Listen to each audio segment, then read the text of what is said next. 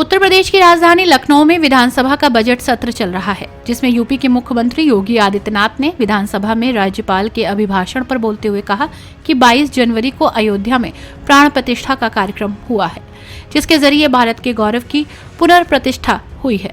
उन्होंने कहा कि हमें खुशी है कि अयोध्या का पुराना गौरव वापस लौट आया है। हमें खुशी है कि हमने अपना वचन निभाया और मंदिर वहीं बनाया। मुख्यमंत्री योगी बोले कि हम सिर्फ कहते नहीं हैं बल्कि करके दिखाते हैं। मुख्यमंत्री योगी ने कहा कि पांडवों ने कौरवों से सिर्फ 5 गांव की मांग की थी, पर वो नहीं दिया गया। देश का बहुसंख्यक समाज तो सिर्फ 3 स्थानों अयोध्या, मथुरा और काशी की मांग कर रहा था। इसके लिए उसे गिड़गिड़ाना पड़ा। अब अयोध्या में भव्य राम मंदिर बन गया है। काशी और मथुरा को हम कैसे भूल सकते हैं? ये काम तो आजादी के बाद ही हो जाना चाहिए था, पर वोट बैंक के लिए लोक आस्था के इन स्थानों से दूरी बनाकर रखी गई। महाभारत काल के 8 पीढ़ियों को उन्होंने अपनी आंखों से देखा और उसका संरक्षण किया, और उस समय के व्यवस्था को उभरते हुए उस राजवंश को भी देखा, और महाभारत युद्ध के साक्षी भी वे बने थे। उन्होंने एक बात कही थी कि ऊर्ध्वबाहुर विरोमयेष न च कश्चित् शृणोति माम धर्मार्थ अर्थस्य कामस्य स किमर्थम न सेव्यते।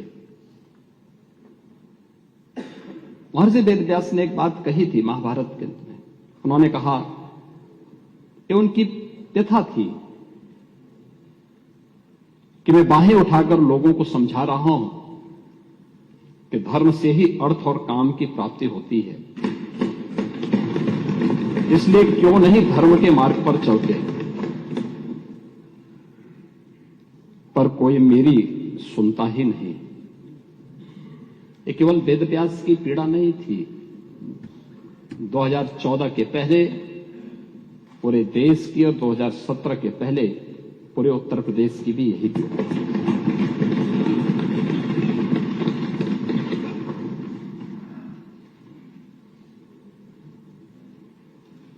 (2017) के पहले उत्तर प्रदेश को जिन लोगों ने 4-4 बार प्रदेश में शासन किया, एक लंबे समय तक सत्ता के सिंहासन पर विराजमान रहे, वो उत्तर प्रदेश को कहां लेके गए थे? पहचान का संकट खड़ा कर दिया था उत्तर प्रदेशवासियों के सामने। एक पहचान का संकट आया था। यहां का नौजवान बाहर नहीं जा सकता था, पहचान छुपाने के लिए मजबूर था। उत्तर प्रदेश से बाहर निकलता था तो भेद दृष्टि से देखा जाता था। नौजवान कहीं जाता था, नौकरी नहीं मिलती थी। यहां तो अवसर थे नहीं, लेकिन अगर उत्तर प्रदेश से बाहर जा रहा है तो नौकरी नहीं मिलती थी। किराए पर कमरे की बात तो दूर, होटल और धर्मशालाओं में भी कमरे नहीं मिल पाते थे। यह उत्तर प्रदेश की स्थिति 2017 के पहले बना दी गई थी। महोदय, कौन जिम्मेदार है इस स्थिति के लिए? और आज उत्तर प्रदेश ने 22 जनवरी 2024 22 जनवरी 2024 की घटना को भी देखा है। पूरा देश अभिभूत था। पूरी दुनिया के अंदर हर वह व्यक्ति जो सत्य का पक्षधर है, न्याय का पक्षधर है, वह अभिभूत था, गौरवान्वित था। हर सनातन धर्मावलंबी की आंखों में आंसू थे, हर्ष के, गौरव के, और अपनी कई पीढ़ियों को वह इस आयोजन में प्रत्यक्ष या अप्रत्यक्ष रूप से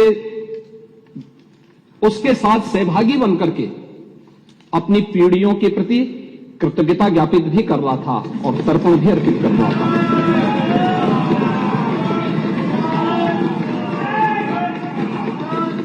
ये मेरा सौभाग्य है कि उस आयोजन में मैं प्रत्यक्ष रूप से था। वहां के वातावरण को मैं समझ सकता था। 25 करोड़ की उत्तर प्रदेश की आबादी, और 140 करोड़ का हमारा देश कमोवेश हर प्रदेश का प्रतिनिधित्व था, नेतृत्व वर्ग था। आदरणीय प्रधानमंत्री जी की उपस्थिति थी, पूज्य संतों की, आचार्यों की और समाज के हर तबके की उपस्थिति वहां पर मौजूद थी। अद्भुत वातावरण था, ऊर्जा से भरपूर था। और यही उत्तर प्रदेश, जिस उत्तर प्रदेश के नौजवानों को देख करके उत्तर प्रदेश के नागरिकों के बारे में टिप्पणी होती थी, आज उस उत्तर प्रदेश जहां कोई आना नहीं चाहता था, आज देश और दुनिया का हर व्यक्ति उत्तर प्रदेश आने के लिए तैयार बैठा है। ये घटनाएं कैसे परिवर्तित करती हैं? और इसीलिए जब मैं इस सदन में मिला, पहले दिन जिस दिन दलीय नेताओं की बैठक थी, तो हर सदस्य के चेहरे पर एक आत्मसंतोष का भाव था। हो सकता है पार्टियां के अपने भेद हो सकते हैं, लेकिन मन में एक संतोष था कि जो हुआ है अयोध्या में अच्छा हुआ है।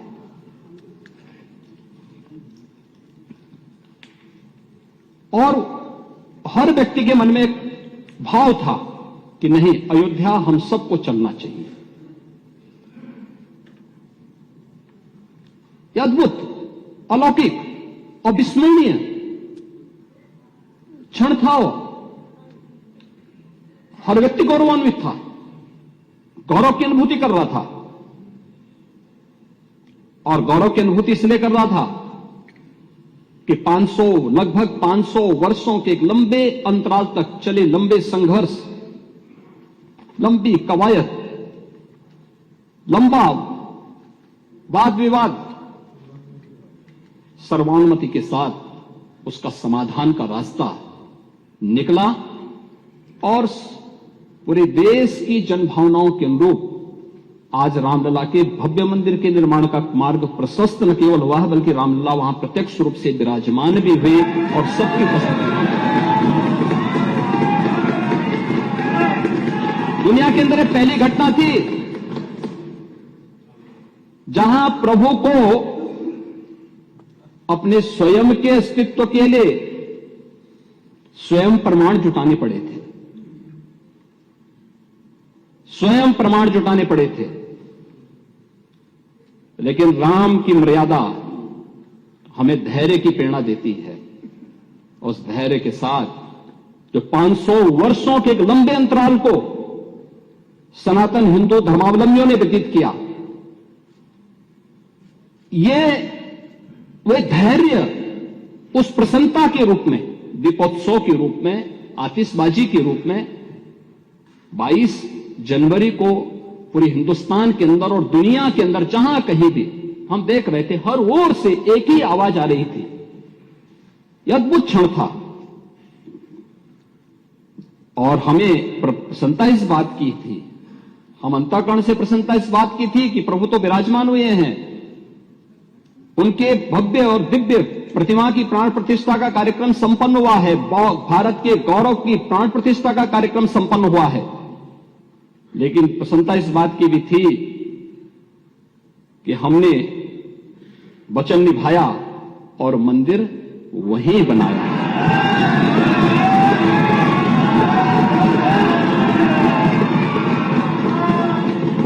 जो कहा सो किया, जो संकल्प लिया उसकी सिद्धि भी हुई। केवल बोलते नहीं हैं, करते भी हैं।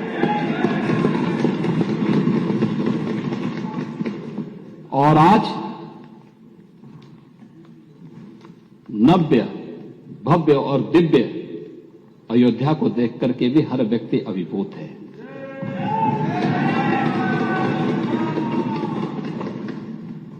महोदय, कार्य बहुत पहले हो जाना चाहिए था।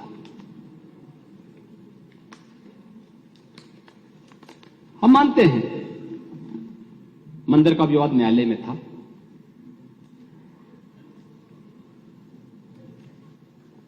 लेकिन वहां की सड़कों को तो चौड़ा किया जा सकता था ना, वहां के घाटों का पुनरुद्धार किया जा सकता था, अयोध्या वासियों को बिजली की आपूर्ति की जा सकती थी, वहां स्वच्छता की व्यवस्था की जा सकती थी, वहां स्वास्थ्य की बेहतर सुविधाएं दी जा सकती थी,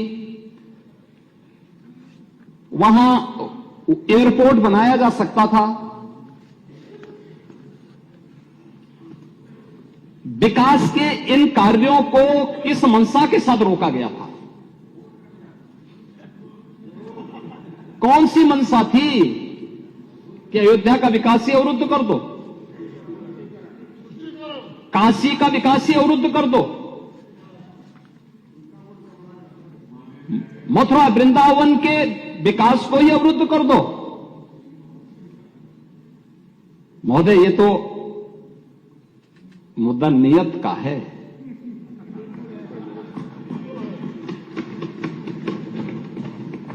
हमारी आस्था थी और नीति भी साफ थी और नियत भी बहुत स्पष्ट थी।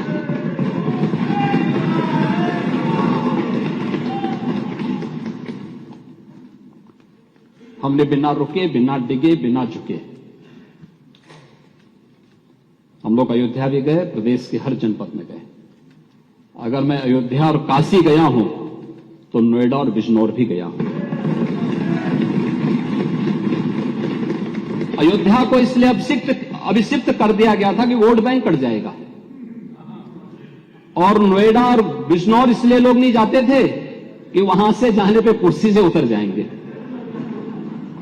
हमने कहा इन चारों जगह तो जरूर जाएंगे।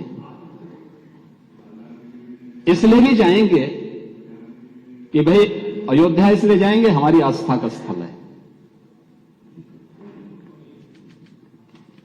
और ये मेरा सौभाग्य है और मेरी सरकार का सौभाग्य है कि अयोध्या का भव्य दीपोत्सव जो आज राष्ट्रीय आयोजन बन चुका है, राष्ट्रीय उत्सव बन चुका है, उसको हमारी सरकार को शुरू करने का सौभाग्य प्राप्त हुआ। हम लोगों ने शुरू किया। आज वो एक नित्य नए प्रतिमान स्थापित कर रहा है। अयोध्या, उसकी एक पहचान दिलाई गई। अयोध्या भी हम लोग गए, कोई संकोच नहीं किया। लोग बोलते थे कि मामला, हमने कहा विवाद एक स्थल विशेष का होगा, न्यायालय में सुनवाई हो रही है, लेकिन अयोध्या का विकास और वहां की जनता को, वहां आने वाले श्रद्धालुओं को आप वंचित कैसे कर सकते हैं सुविधाओं से? हम लोग गए। नोएडा और बिजनौर के भी बारे में मुझे बताया गया कि मुख्यमंत्री नहीं जाते। मैंने कहा क्यों? कहा कि मुख्यमंत्री उतर जाते हैं। तो मैंने कहा जो कल होना है वो आज हो जाए, अच्छा है, लेकिन मैं जाऊंगा जरूर। मैं दोनों जगह भी गया।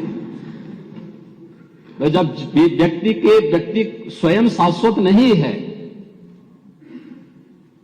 तो फिर कुर्सी किसकी शाश्वत रहेगी? वो जरूर जाए, लेकिन जाऊंगा जरूर, क्योंकि नोएडा भी उत्तर प्रदेश का पार्ट है और बिजनौर भी उत्तर प्रदेश का पार्ट है। मैं जरूर जाऊंगा। लेकिन हम लोगों ने कोई भेद नहीं किया। लेकिन महोदय, अयोध्या नगरी को प्रतिबंधों और कर्फ्यू के दायरे में जरूर लाया गया था पिछली सरकारों के समय।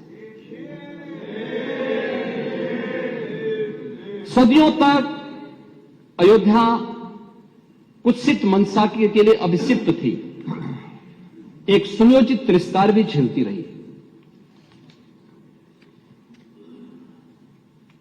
लोक आस्था और जनभावनाओं के साथ ऐसा खिलवाड़ संभवतः दूसरी जगह देखने को नहीं मिला होगा।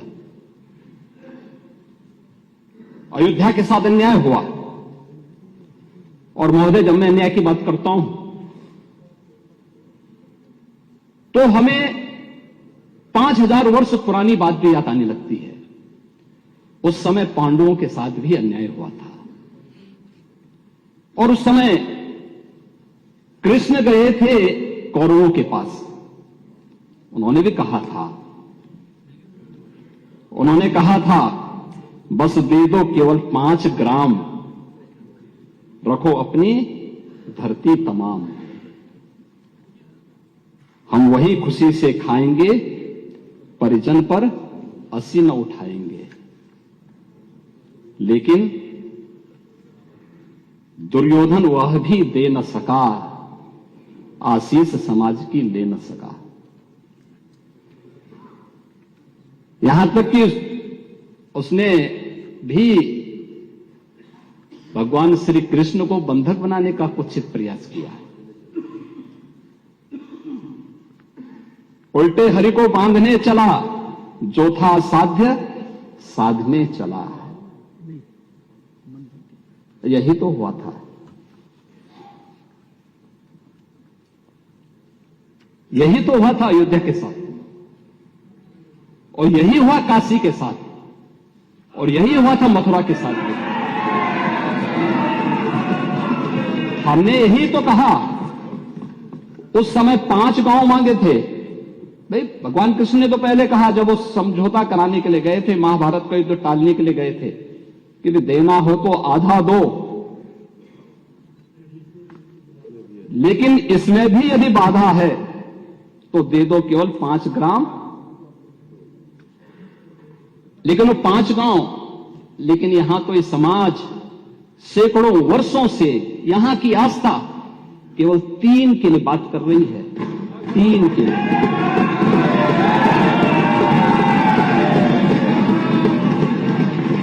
वो 3 के लिए इसलिए वे विशिष्ट स्थल हैं, वे सामान्य नहीं है। ईश्वर की अवतरण की धरती है, असामान्य नहीं है। वो असामान्य यानी उसको एक सामान्य स्तर पर नहीं मान सकते, लेकिन एक जिद है, और उस जिद में जब राजनीतिक उसमें तड़का पड़ने लगता है और वोट बैंक बनाने की राजनीति होने लगती है, तो वहीं से फिर विवाद की स्थिति खड़ी होने लगती है। यानी लोक आस्था, भारत के अंदर लोक आस्था का अपमान हो, बहुसंख्यक समाज गिड़गिड़ाए, ये पहली बार देखने को मिला। दुनिया देख रही है, स्वतंत्र भारत में काम पहले होना चाहिए था। 1947 में प्रारंभ होना चाहिए था, और उस आस्था के लिए बार बार गुहार लगाता रहा। हमने तो केवल 3 जगह मांगी, अन्य जगहों के बारे में कोई मुद्दा नहीं था। अयोध्या के लिए, और देखिए अयोध्या का उत्सव लोगों ने देखा तो नंदी बाबा ने भी कहा, भाई हम काहे इंतजार करें।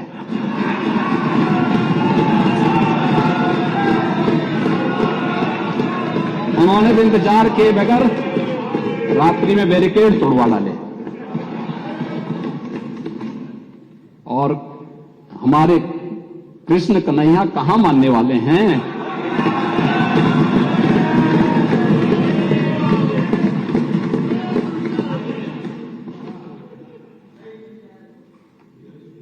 विदेशी आक्रांताओं ने केवल इस देश के अंदर धन दौलत ही नहीं लूटा था, इस देश की आस्था को भी रौंदने का काम किया था। दुर्भाग्य है, आजादी के बाद उन विदेशी आक्रांताओं को महिमामंडित करने के कुत्सित प्रयास हुए अपने वोट बैंक के लिए, अपने वोट बैंक के लिए। भारत का हर नागरिक, मुझे बहुत अच्छा लगा, मैंने एक दिन सुप्रीम कोर्ट की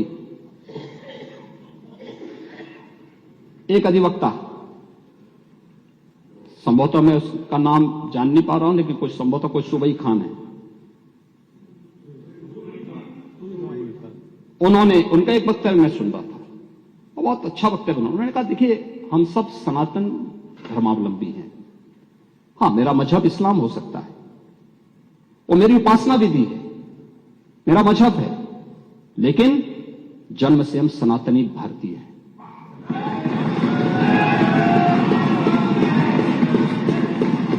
ये बोलने में संकोच क्या, लेकिन यहां तो अपनी पहचान को और भारत की पहचान को ही समाप्त किया जाता है। हम महिमामंडन कर रहे हैं उन्हीं आक्रांताओं का जो भारत की लोक आस्था पर प्रहार करते थे, जन विश्वास को रौंदने का काम करते थे।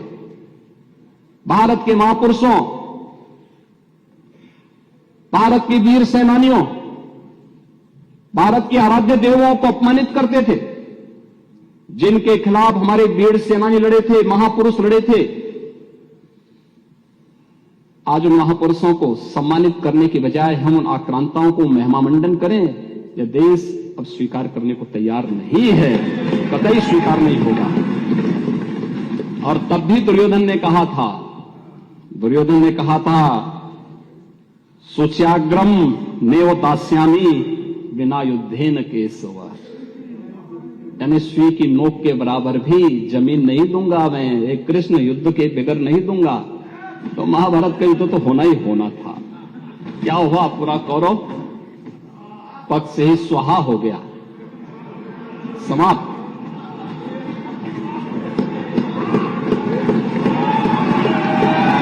और याद करना,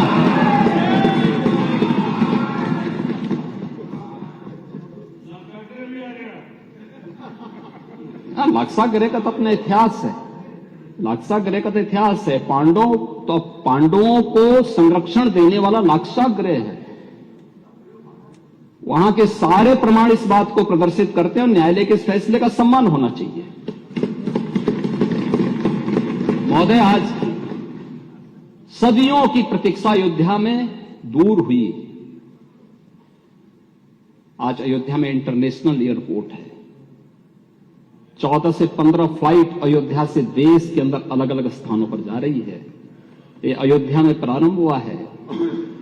जो अयोध्या को पहले छूना नहीं चाहते थे, आज अयोध्या इंटरनेशनल एयरपोर्ट देने वाला देश का एक प्रमुख राज्य और देश के 4 इंटरनेशनल एयरपोर्ट के साथ उत्तर प्रदेश अपने 9 एयरपोर्ट को क्रियाशील कर चुका है और 10 और को क्रियाशील करने जा रहे हैं। अयोध्या में माता सबरी के नाम पर रसोई घर भी प्रारंभ हो गया है। क्या माता सबरी के अनुयायी पीडीए के हिस्से हैं या नहीं है? रेल बसेरा भी अयोध्या में बन गया है और ये निषाद राज के नाम पर बन गया है। क्या निषाद राज के अनुयायी पीडीए के पार्ट हैं या नहीं है? प्राचीन कुंडों का पुनरुद्धार हो रहा है। भरत कुंड, राम की मर्यादा, परिवार की मर्यादा, क्या परिवार की मर्यादा है? यहां तो पीडीए, हमारे डिप्टी सीएम ने कहा, पीडीए का मतलब है परिवार डेवलपमेंट अथॉरिटी। ब्रजेश जी ने अभी अपने उसमें कहा उनके पीडीए में और लोग हैं लेकिन चच्चू नहीं है। वो बेचारे हमेशा ठगे जाते हैं ऐसे। कब तक यह न्याय होगा? पता नहीं। महाभारत को एक बार पढ़िए, महाभारत। हाँ, एकदम। आखिर परिवार के 3 सदस्यों के नाम थे, चच्चू के नाम क्यों नहीं था?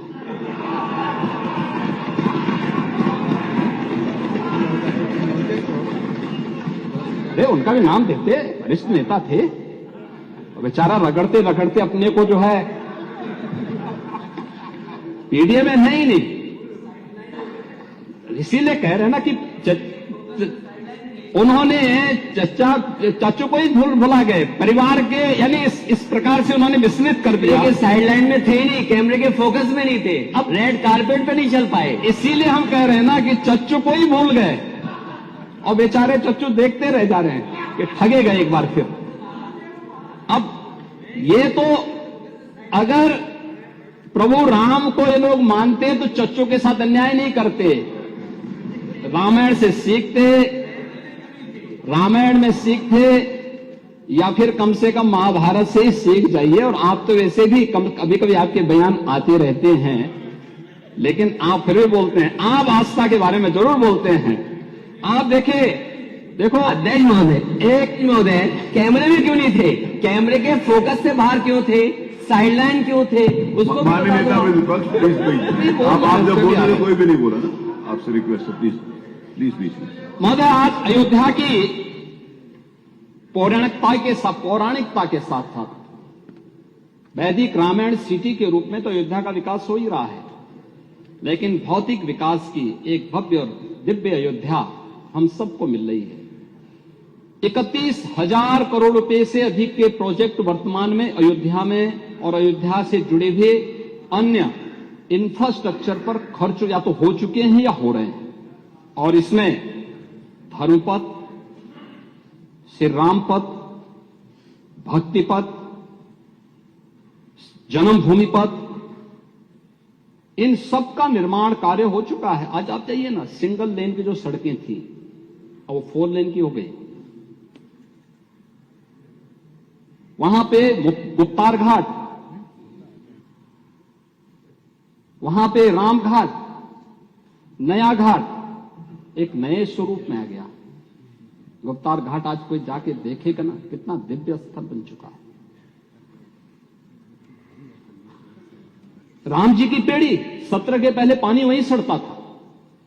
आज हरिद्वार की हरि जी की पेड़ी की तरह दर्शन देखना हो तो अयोध्या जी में राम जी की पेड़ी में, जहां दीपोत्सव का भव्य आयोजन होता है, वहां यह उत्सव भी देखने को मिलता है। भरत कुंड, सूरज कुंड, ब्रह्म कुंड, ये सभी कुछ आज अयोध्या में है। मल्टी लेवल पार्किंग, एक नहीं 6 मल्टी लेवल पार्किंग वहां काम कर रही है। रेन बसेरे बन रहे हैं। नई अयोध्या को बसाने के लिए एक टाउनशिप की नई स्कीम वहां पे आ रही है। हर राज्य को स्टेट गेस्ट हाउस बनाने के लिए भारत के सनातन धर्म से जुड़े हुए हर पंथ और संप्रदाय को अपने अपने संप्रदाय से संबंधित धर्मशाला निर्माण के लिए भी जमीन आवंटन की कार्रवाई अयोध्या धाम में हो रही है। एक नई अयोध्या का दर्शन अयोध्या में। और अयोध्या 22 जनवरी को ऐसे ही लग रही थी जैसे तुलसीदास जी ने कहा कि अवधपुरी प्रभु आवत जानी भई सकल शोभा के खाने। अयोधपुरी ऐसी चमक रही थी, यानी ऐसे लग रही थी, शोभायमान थी, पूरी तरह शोभायमान थी। महोदय, अयोध्या में मात्र एक मंदिर नहीं था,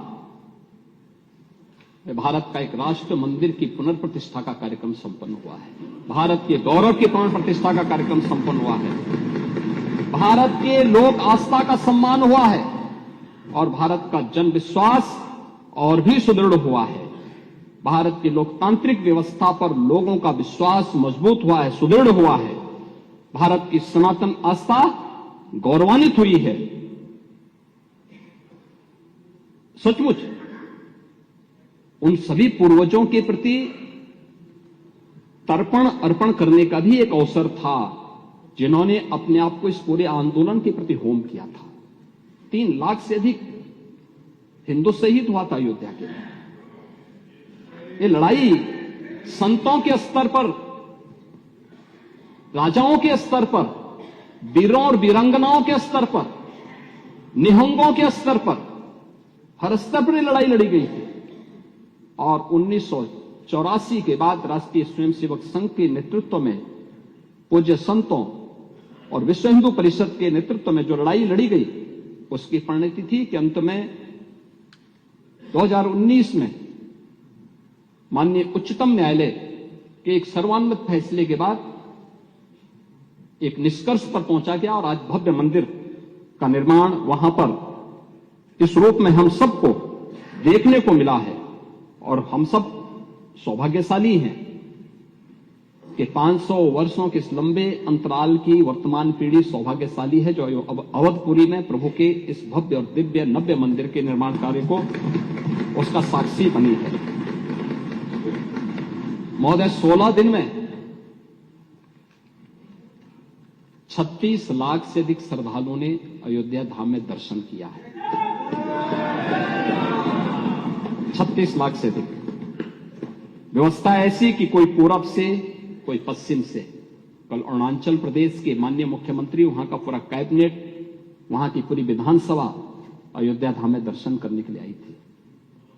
आज फिजी के, कल नेपाल के लोग गए, नेपाल के माननीय सांसदगण गए थे। आज फिजी और कल सूरीनाम के राष्ट्र प्रमुख वहां जा रहे हैं। अन्य तमाम बड़े बड़े डेलीगेशन अयोध्या धाम में आ रहे हैं, दर्शन करने के लिए आ रहे हैं।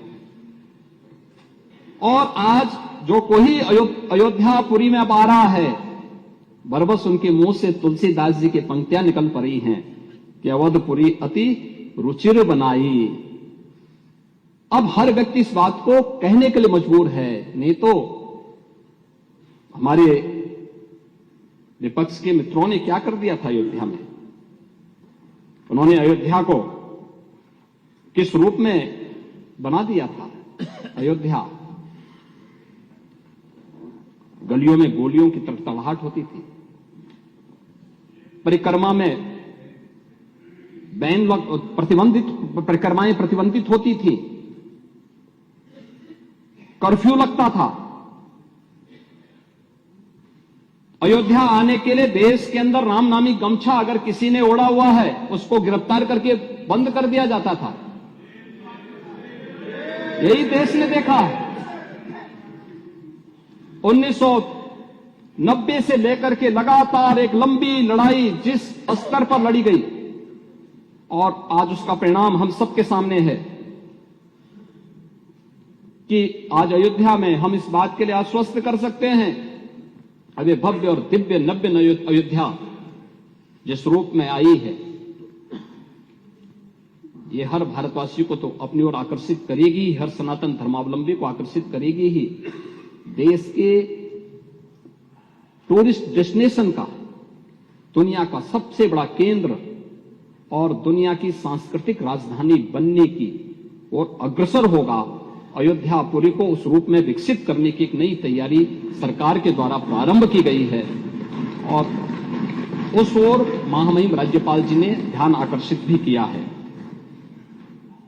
हम इस बात के लिए कह सकते हैं अब अयोध्या में कोई परिक्रमा में प्रतिबंध नहीं लगा सकता, क्योंकि पंचकोसी, 14 कोसी और 84 कोसी परिक्रमा को हम बहुत भव्य स्वरूप देने जा रहे हैं।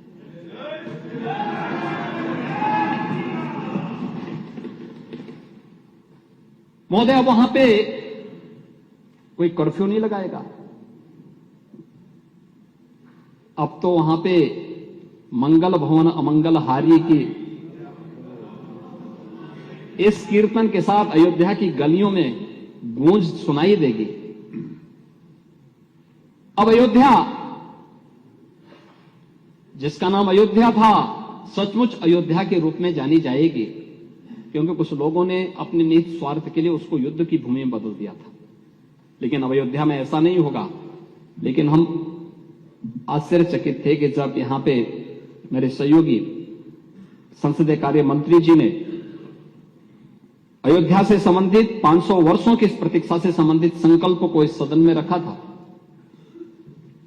तो संकल्प पे भी कुछ सदस्यों ने विरोध में अपना विरोध व्यक्त करने का प्रयास किया था। मौजूद पूरा देश आह्लादित हो, तब कुछ सदस्यों के द्वारा इस प्रकार का कृत्य जन भावनाओं के विपरीत है, जन आस्था के साथ खिलवाड़ है। और मैं तो यही कह सकता हूं कि जन भावनाएं तो यही कहती हैं कि जाके प्रियन राम वैदेही तजिए ताहि कोटि बैरी सम जद्यपि परम सने।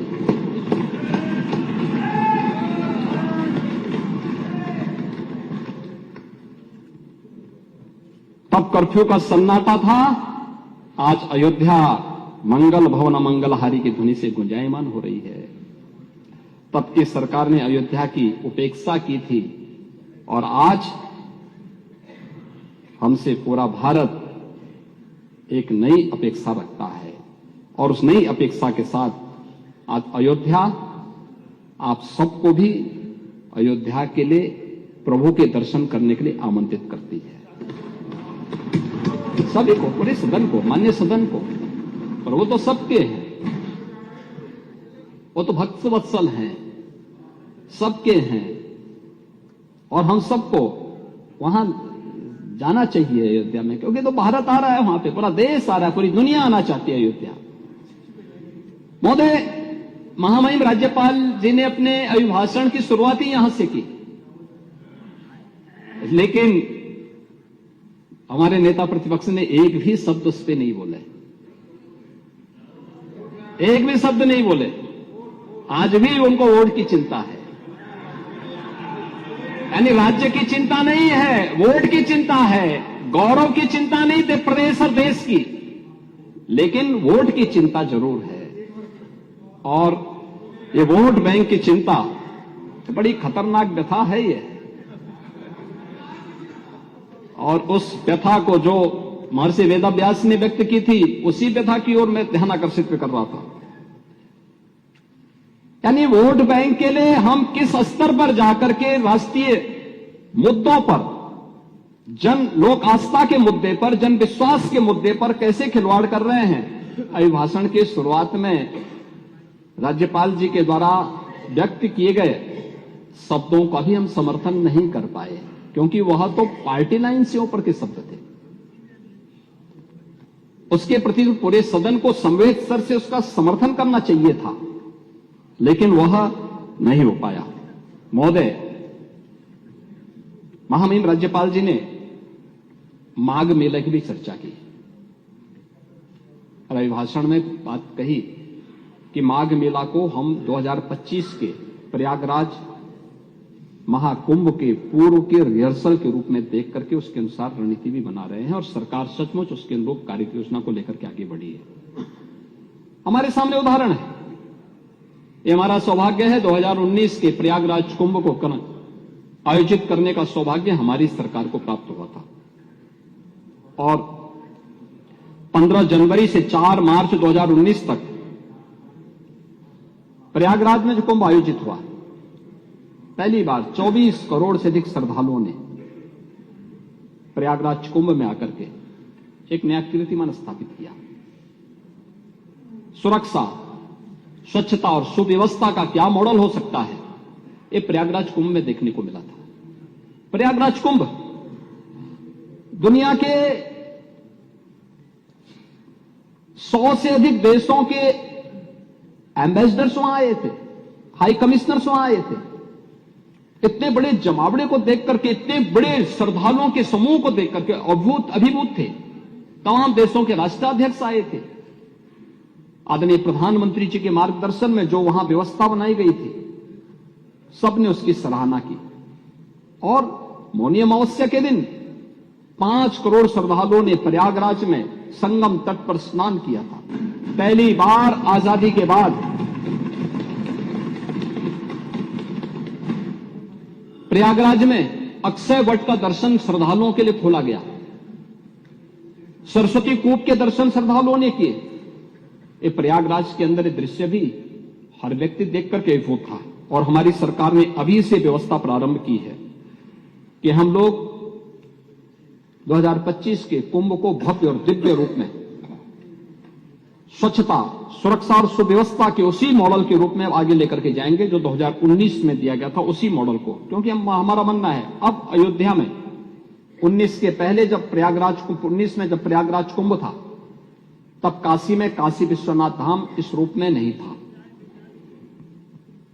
मां बिंदुवासिनी का धाम इस रूप में नहीं था, चित्रकूट इस रूप में नहीं था, अयोध्या धाम इस रूप में नहीं था, नैमिषारण्य इस रूप में नहीं था। और ये डबल इंजन सरकार का सौभाग्य है कि आज एक नई काशी के दर्शन हम काशी विश्वनाथ धाम के माध्यम से करते हैं।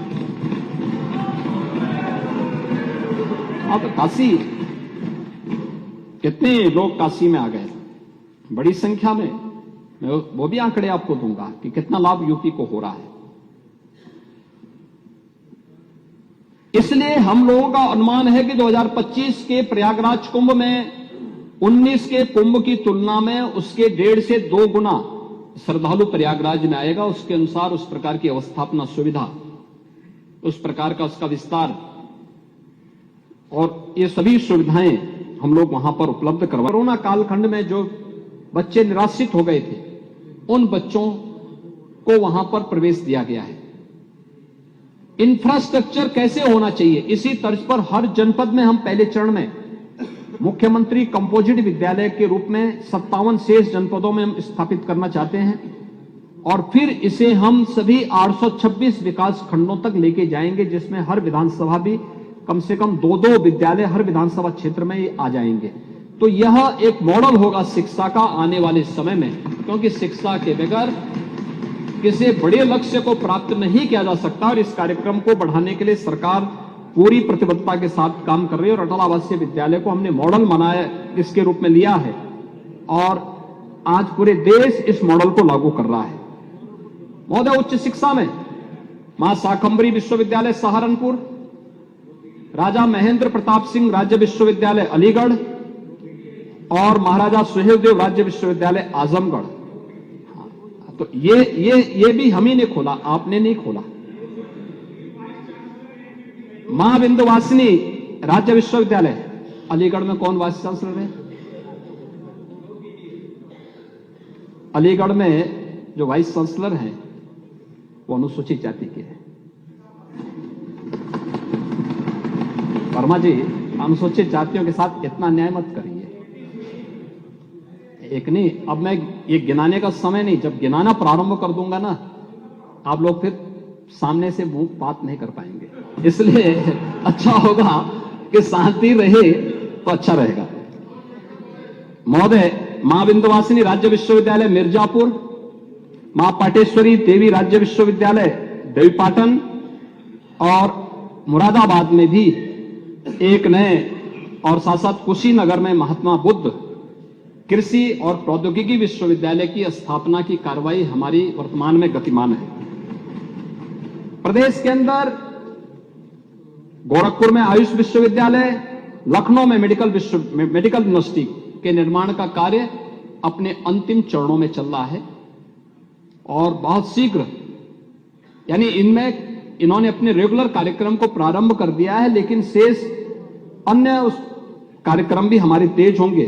साथ साथ जगतगुरु रामभद्राचार्य दिव्यांग विश्वविद्यालय चित्रकूट को भी राज्य सरकार ने राज्य विश्वविद्यालय के रूप में स्थापित करने का निर्णय लिया है और उस कार्य को आगे बढ़ा दिया है।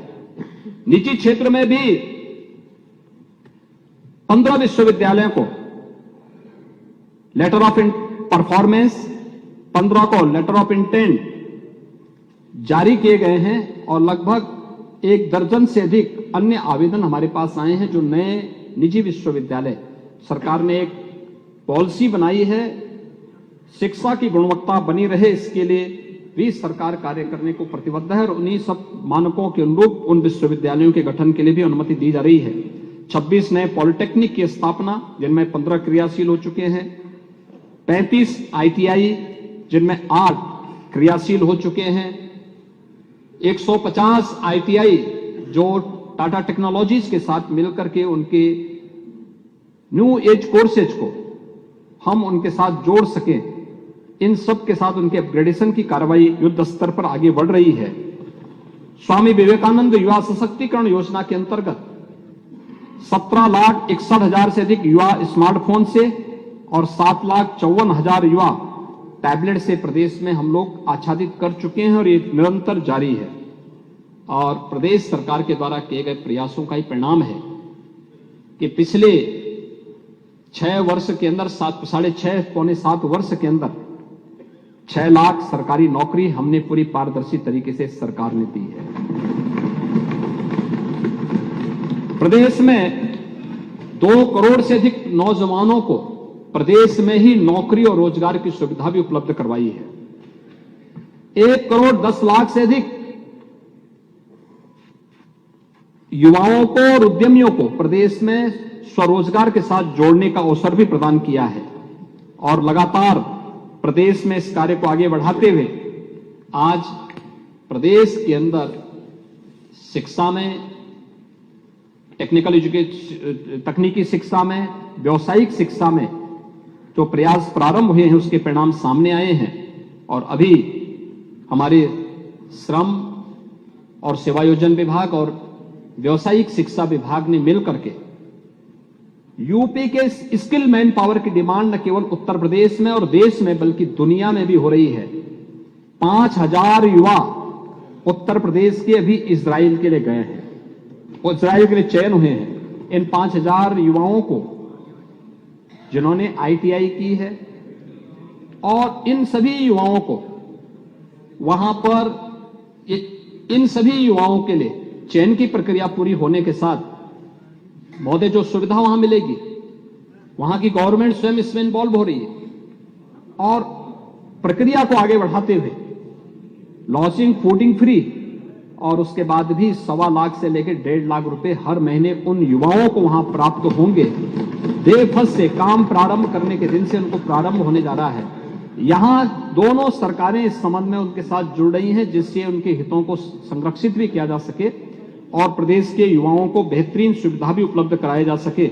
यह आज वहां पर प्रदेश ने वहां पर उन युवाओं के लिए किया है और अभी अन्य तमाम देशों में इस प्रकार की मांग प्रदेश में हो चुकी है, हो रही है, दुनिया में हो रही है। ये एक नए भारत के नए उत्तर प्रदेश की बात हम सबके सामने है। महोदय, पिछले 7 वर्ष में जो कार्य प्रारंभ हुआ प्रदेश में, हमने एक निश्चय के साथ, एक दृढ़ संकल्प के साथ हम लोग आगे बढ़े थे और लोक मंगल की जिस अवधारणा को लेकर के सरकार आगे बढ़ी थी, वह संकल्प और वह दृढ़ता हर एक क्षेत्र में हम सबके सामने देखने को मिला और परिणाम हमारे सामने है। आज नीति आयोग के जो सर्वे क्या कहते हैं कि 6 करोड़ लोग प्रदेश में बहुआयामी गरीबी रेखा से ऊपर उठे हैं। एक नए उत्तर प्रदेश की तस्वीर है। देश के अंदर 24 करोड़ लोग, 24 से 25 करोड़ लोग बहुआयामी गरीबी से ऊपर उठे हैं, तो 6 करोड़ उसमें उत्तर प्रदेश के हैं। ये चीजें दिखाती हैं। इसमें प्रदेश के अंदर 17 से अब तक 55,83,000 से अधिक गरीबों को बिना भेदभाव के आवास की सुविधा उपलब्ध करवाई गई। इसमें किसी की जाति, किसी का मत और किसी का मजहब नहीं देखा गया, जिसमें ग्रामीण और शहरी दोनों क्षेत्रों में सुविधा उपलब्ध करवाने का कार्य हुआ है। सामाजिक सुरक्षा में वृद्धावस्था पेंशन 55 लाख वृद्धजनों को इस सुविधा का लाभ दिया जा रहा है। 11 लाख दिव्यांगजनों को 1,000 रुपए पेंशन की सुविधा का लाभ उपलब्ध कराया जा रहा है। इसके अलावा 1,75,00,000 से अधिक जो परिवार हैं उज्ज्वला योजना से आच्छादित हुए हैं और उनको दीपावली और होली में प्रदेश सरकार फ्री में रसोई गैस का सिलेंडर भी उपलब्ध करवा रही है। महोदय, ये सुविधाएं पूरे देश के अंदर जिस रूप में आगे बढ़ाया गया है वह आज हम सबके सामने है और आज इसी का परिणाम है कि प्रदेश ने ओडीएफ और ओडीएफ प्लस के लक्ष्य को सफलतापूर्वक प्राप्त करते हुए देश के अंदर एक स्थान बनाया है। प्रधानमंत्री स्वामित्व योजना में जहां पर जिसका आवास है उसी गांव में उसे स्वामित्व का लाभ मिलेगा। इस कार्रवाई को हम लोगों ने प्रदेश के अंदर भी प्रधानमंत्री स्वामित्व योजना में अब तक हम लोग प्रदेश के अंदर 90,866 गांवों में ड्रोन सर्वेक्षण का कार्य पूरा कर चुके हैं। पोर्टल से खरीदारी करने में भी उत्तर प्रदेश नंबर 1। ई संजीवनी पोर्टल में मरीजों के इलाज में उत्तर प्रदेश नंबर 1 और प्रदेश के अन्य तमाम उसमें भी उत्तर प्रदेश, चाहे वह ईज ऑफ डूइंग बिजनेस में अचीवर स्टेट के रूप में, सहकारिता विभाग की Skoch order of merit gold award में उत्तर प्रदेश को प्राप्त होता है। ग्राम्य विकास विभाग की कन्वर्जेंस में प्रथम पुरस्कार, ईज ऑफ डूइंग बिजनेस में, लॉजिस्टिक की सुलभता रैंकिंग में उत्तर प्रदेश को अचीवर श्रेणी में स्थान मिला है। देश की पहली रैपिड रेल भी उत्तर प्रदेश के अंदर चली है और उत्तर प्रदेश देश में ऐसा पहला राज्य है जहां सोलर चरखे से उत्पादित खादी को भी मान्यता देकर के सोलर चरखा बुनकरों को निःशुल्क उपलब्ध करवाने का कार्य हुआ है। नदियों के पुनरुद्धार और जल यानी वाटर कंजर्वेशन के लिए भी उत्तर प्रदेश देश के अंदर नंबर 1 पर है, जिसमें हम लोगों ने कई नदियों को पुनरुद्धार प्रदेश के अंदर किया है। वृक्षारोपण में भी पूरे देश के अंदर उत्तर प्रदेश ही नंबर 1 पर है। और महोदय, ये उत्तर प्रदेश नए भारत का नया उत्तर प्रदेश है, जिसकी पहचान आज देश के ग्रोथ इंजन के रूप में, यानी देश के विकास को ब्रेक थ्रू देने की है।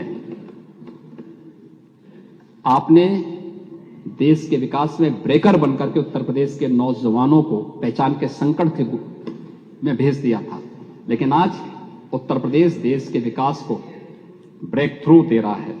और महोदय, उसी लिए महामहिम राज्यपाल ने अपने अभिभाषण में इन सभी मुद्दों को उल्लेख करके इस 2017 से 23 के बीच में हुई उपलब्धियों के दस्तावेज को अपने अभिभाषण के माध्यम से और भावी योजनाओं को भी संवेद सदन में प्रस्तुत किया है। राज्यपाल जी के अभिभाषण में बहुत सारी चीजों का उल्लेख किया गया है और मैं पहला धन्यवाद दूंगा अपने उन सभी माननीय सदस्यों को, नेता प्रतिपक्ष के साथ साथ सभी दलीय नेताओं को और उन सभी माननीय 100 सदस्यों को जिन्होंने इस पूरी चर्चा में डॉक्टर नीरज बोरा जी के द्वारा और श्रीमती शेफा भदौरिया जी के द्वारा अनुमोदित इस प्रस्ताव के समर्थन में अपने विचारों को यहां पे रखा। जो उनके सुझाव होंगे सरकार उसका संज्ञान भी लेगी और जो महत्वपूर्ण सुझाव उनके प्रदेश के विकास के लिए होंगे उन सब का हम सम्मान के साथ उसको स्वीकार करते हुए आगे बढ़ेंगे। लेकिन मैं एक बात जरूर कहना चाहूंगा, राज्यपाल जी ने अपनी भाषण में एक बात जरूर कही और वह कही थी कि राम राज्य की अवधारणा को आज साकार होते हुए हम देख रहे हैं। और मैं फिर कहना चाहता हूं, यह देश राम राज्य के अवधारणा को ही स्वीकार करेगा, समाजवाद को कभी स्वीकार नहीं करेगा। राम राज्य आर्थिक संपन्नता, विकासोन्मुख समाज और राजनीतिक अखंडता का निर्माण ही हम सबका उद्देश्य होना चाहिए और हमें अपनी इस विरासत पर गौरव की अनुभूति भी होनी चाहिए। हमें याद रखना होगा कि अतीत की नींव पर हम एक सुदृढ़ भवन का निर्माण करके आगे बढ़ सकते हैं। अतीत का बिछड़ा वर्तमान का त्रिशंकु होता है। इसलिए इस बात को ध्यान में रखना कि समाजवाद जो केवल एक मृग तृष्णा बन चुकी है, समाजवाद एक अस्वाभाविक, अप्राकृतिक, एक अमानवीय व्यवस्था बना के रख दी है आप लोगों ने। बहुरूपीय की तरह इसके अनेक ब्रांड हैं। मैं फिर कहना चाहता हूं, प्रजातांत्रिक समाजवाद के रूप में भी आप लोगों ने इसको देखा है, लोकतांत्रिक समाजवाद के रूप में भी आपने इसको बोला है, चर्चों का प्रगतिशील समाजवाद भी सब लोग देख रहे हैं, आर्थिक समाजवाद भी लोगों ने दे रखा है और प्रदेश ने पारिवारिक समाजवाद को भी झेला है। हमारा राम राज्य एक सार्वकालिक, सार्वभौमिक और सार्वदेशिक व्यवस्था, एक शाश्वत व्यवस्था है। बिना भेदभाव की योजनाओं का लाभ देना, सबका साथ, सबका विकास, सबका प्रयास और सबका विश्वास, यही राम राज्य की अवधारणा है। और 22 जनवरी का कार्यक्रम भी इसी बात की प्रेरणा हम सबको दे रहा था। और मैं आह्वान करूंगा कि हम सबको इसके लिए कार्य करना होगा, निरंतर प्रयास करना होगा। बहुत अच्छे ढंग से हम प्रदेश को आगे बढ़ा सकते हैं। माननीय राज्यपाल जी का जो अभिभाषण है, ये एक प्रेरणा है, एक मार्गदर्शन है। मैं महामहिम राज्यपाल जी के प्रति, उनके अभिभाषण संवेद सदन के प्रति उनके द्वारा दिए गए मार्गदर्शन और अभिभाषण के लिए हृदय से आभार व्यक्त करता हूं। और मैं इस सम्मानित सदन से इस बारे में अनुरोध करता हूं कि सर्वसम्मति से हम वर्ष के प्रारंभ में जो उनका मार्गदर्शन अभिभाषण के माध्यम से इस सदन को प्राप्त हुआ है, उसको सर्वसम्मति से पारित करते हुए महामहिम राज्यपाल के प्रति आभार और धन्यवाद ज्ञापित करें। अध्यक्ष जी, आपने मौका दिया, मैं हृदय से आपको भी धन्यवाद देता हूं और माननीय सदस्यों को एक बार फिर से इस बात के लिए आह्वान करूंगा कि 11 फरवरी की तिथि माननीय अध्यक्ष जी ने तय की है, तो 11 फरवरी को हम सब अयोध्या में जाएं तो बहुत अच्छा होगा, संदेश होगा। बहुत बहुत धन्यवाद। श्री नीरज वोरा, श्री नीरज वोरा।